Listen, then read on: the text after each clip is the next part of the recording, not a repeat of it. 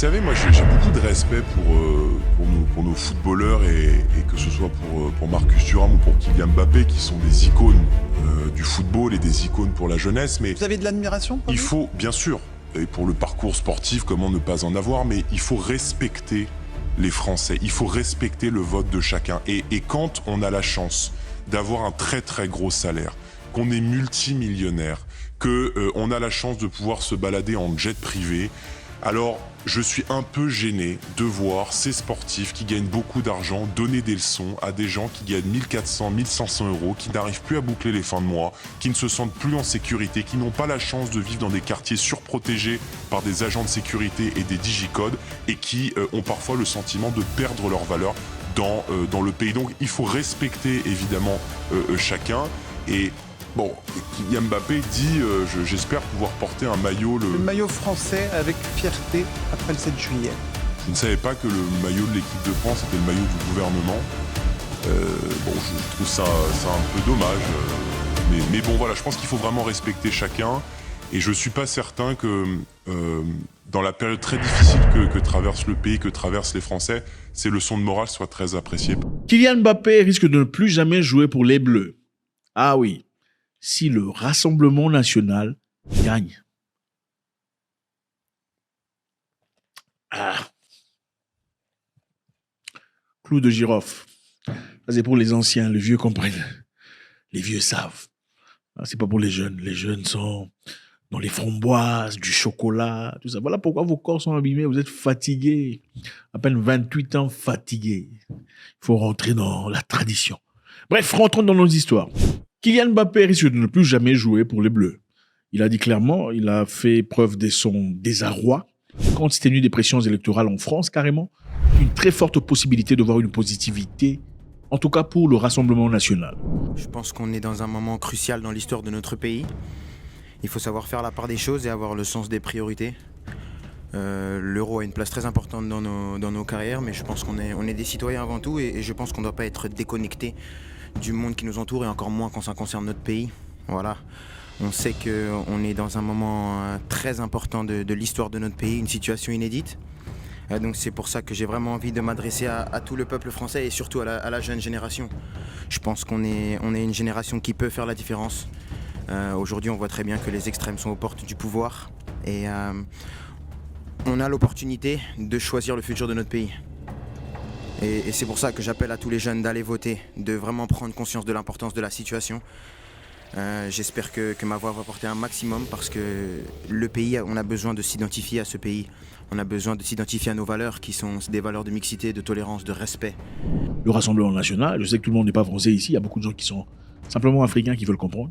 Le Rassemblement national est le parti politique de l'extrême droite. C'est pour dire facilement ceux-là qui ne veulent pas nécessairement que vous partiez chez eux. Que vous, les Africains et les autres, restiez chez vous, dans votre culture, dans votre nourriture, pendant que eux, Français, restent chez eux en France. Avec nous, la France revient. Battons-nous pour que vive l'Europe et que vive la France.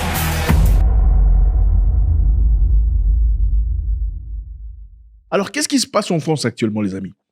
Les élections en France. Et les élections risquent de changer beaucoup de choses actuellement. Maintenant, il y a un jeune homme au nom de Jordan Bardella, un jeune très intéressant, beau. Il est beau, hein. Il est quand même beau, il faut le reconnaître. Un homme beau et très éloquent.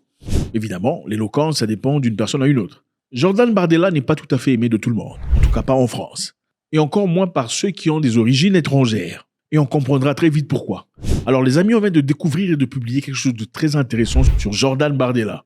Alors il paraîtrait que son arrière-grand-père serait d'origine algérienne. Intéressant, n'est-ce pas ? Jordan Bardella, qui manifestement ne veut pas d'étrangers dans le pays, aurait un arrière-grand-père d'origine algérienne. Bouleversant, n'est-ce pas ?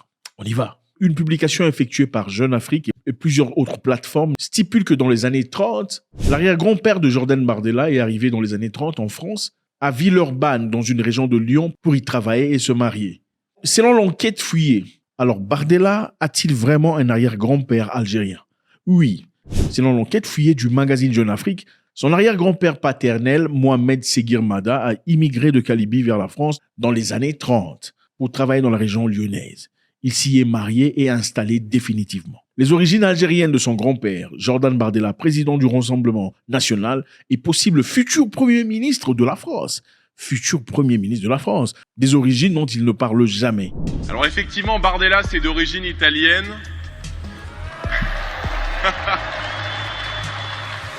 Mais, comme beaucoup de Français issus de l'immigration, mes parents sont issus d'une génération qui, elle, s'est intégrée, qui s'est assimilée, qui a travaillé dur, qui aimait la France et qui voulait en être partie intégrante, comme les ancêtres qui l'ont précédé.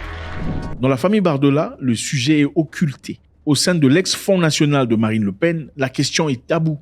Et pourtant, Mohamed Seguir Mada, l'arrière-grand-père de Bardella, est bien d'origine kabylie en Algérie. Alors, c'est qui Jordan Bardella? Je sais que beaucoup de personnes se posent des questions. Parce qu'évidemment, ici, on n'a pas que des Français.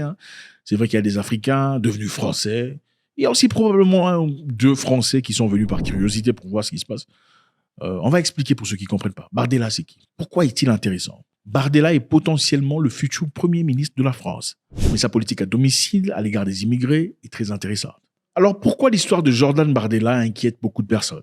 Beaucoup d'immigrés, beaucoup de Français d'origine africaine sont très inquiétés pour certaines paroles qui sont sorties de sa bouche, mais aussi de sa politique évidente à l'égard des étrangers. Voyons voir certaines de ces histoires qui inquiètent beaucoup de personnes. Jordan Bardella au pouvoir, les étudiants étrangers ont du souci à se faire. Alors avec Jordan Bardella au pouvoir, les étudiants étrangers en France semblent incertains face aux propositions du Rassemblement national dirigé par Jordan Bardella. Et sa politique pourrait radicalement changer les choses. En tout cas, transformer leurs conditions d'accueil et de vie en France. Donc Jordan Bardella au pouvoir, les étudiants étrangers vont devoir vraiment s'inquiéter parce que les choses vont changer pour eux. Leur qualité de vie ne sera plus la même parce que c'est évident. Alors qu'a dit Jordan Bardella dans le passé qui inquiète le monde? Le parti de Bardella prévoit d'appliquer une politique de priorité nationale. Donc on va d'abord prioriser les Français. Enfin, les Français, c'est pas vous. Les Français, c'est les autres. C'est les Européens français. On ne le dit pas ouvertement comme ça, mais bon, c'est un peu ça. La priorité nationale en matière de logement étudiant.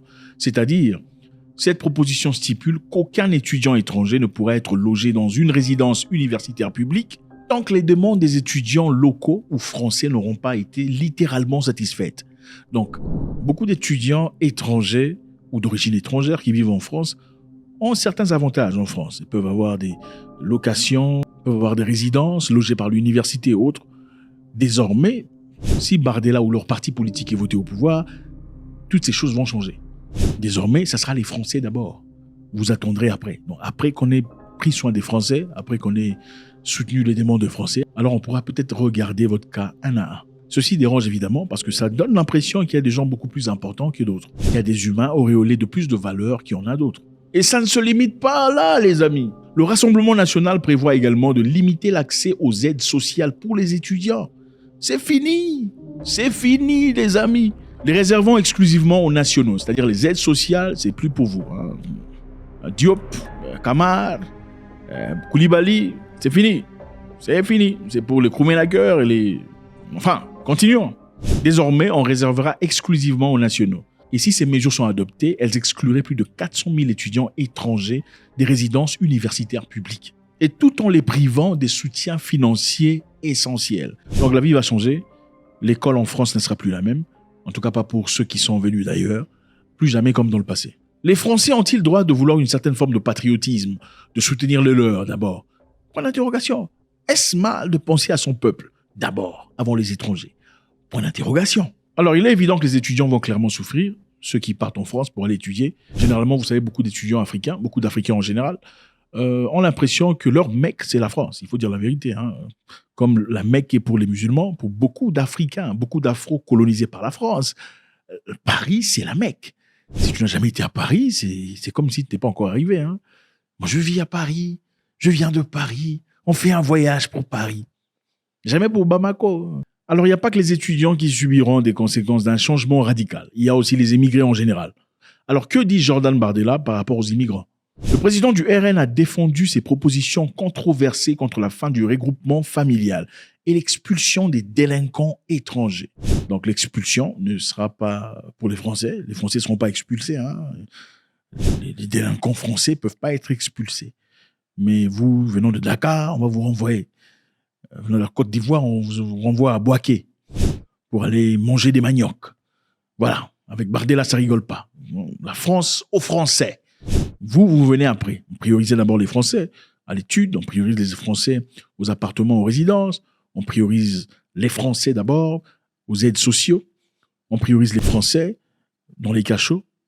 Bon, les Français délinquants vont dans les cachots, mais les délinquants étrangers sont expulsés. Bon, vous préférez être expulsé ou être jeté dans les cachots aussi. Alors, on a ici le cas d'une personne carrément très éloquente, aussi très intelligente, mais qui, sa politique, évidemment, n'est pas la vôtre. Il faut reconnaître que on peut ne pas aimer la politique d'une personne, mais reconnaître quand même son intelligence. C'est aussi ça, une preuve de maturité. On peut ne pas penser de la même chose, sans essentiellement que l'un de nous ne soit bête ou stupide. Alors, M. Jordan Bardella, aussi, dans le passé, a été mis en examen pour avoir qualifié la ville de Trappes de république islamique. République islamique. Pourquoi? Parce que la ville de Trappes, une ville française, il comprend beaucoup de musulmans. Alors, M. Bardella aurait dit que c'était une république islamique. Il a été mis en examen pour ça.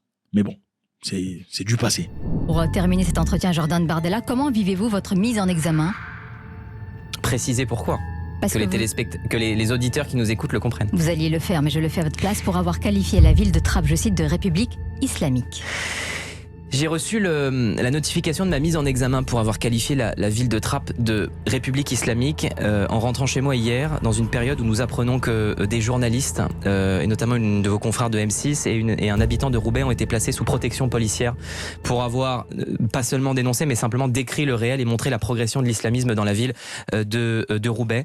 Donc moi je déplore que la justice française poursuive le même but aujourd'hui que les islamistes, à savoir faire taire ceux qui dénoncent le réel et ceux qui refusent de voir d'innombrables quartiers en France se transformer. La justice est islamisée ?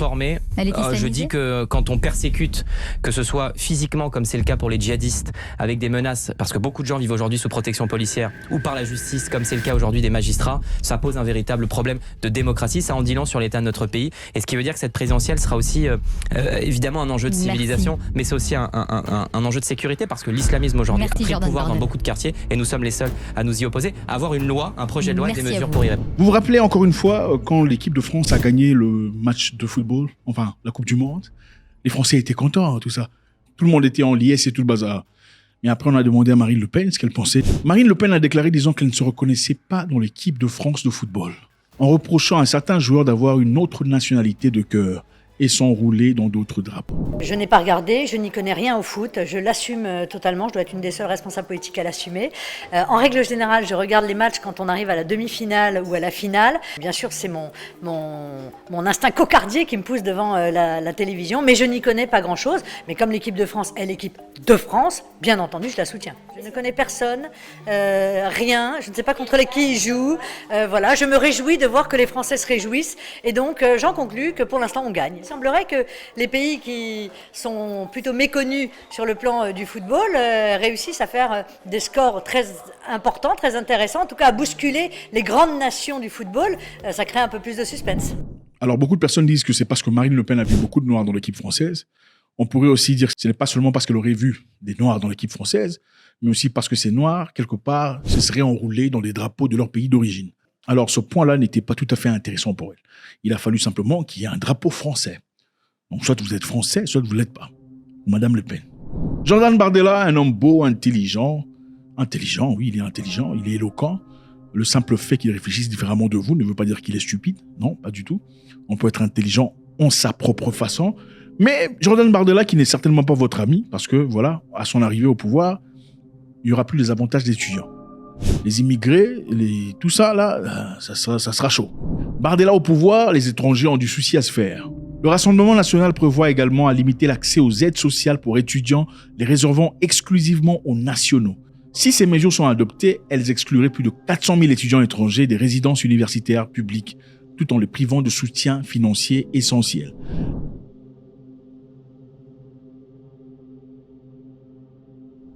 Selon le rapport de Campus France cité par Canard enchaîné, les étudiants étrangers contribuent annuellement à beaucoup d'argent à la France, à hauteur de 1,35 milliard de dollars à l'économie française. Ce chiffre prend en compte leurs dépenses en logement, alimentation, frais de scolarité, activités touristiques, déduisant le coût public associé à leur accueil.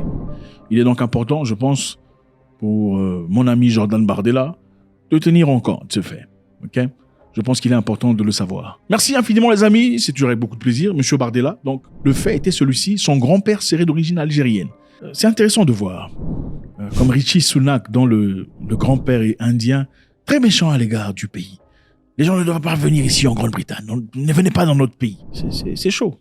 Lui-même, indien d'origine, de sang, ne veut pas que les gens partent au Royaume-Uni comme lui en a eu l'occasion. Jordan Bardella aussi, curieusement, ayant une tracée algérienne, kabyle, ne veut pas de vous chez lui. Et apparemment, sa famille n'aime jamais parler du fait qu'il y a un arrière-grand-père d'origine algérienne. Seulement, on parle des Italiens et des autres, des Européens. God bless.